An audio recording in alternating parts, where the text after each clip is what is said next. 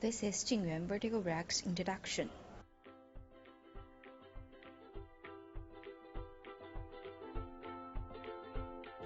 Firstly, putting the rail on the ground, fix it with the expansion bolts.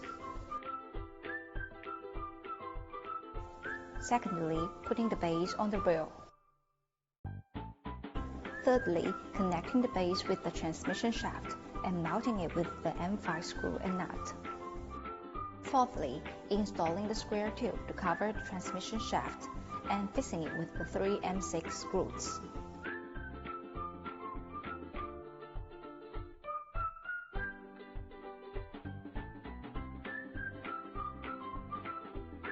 Fifthly, placing the vertical board on the base and tightening it with 2 M6 screws and nuts.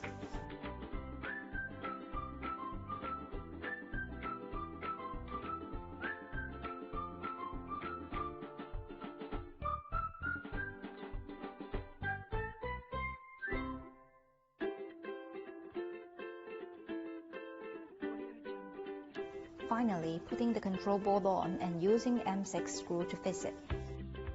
Then you could put the trays on the rack.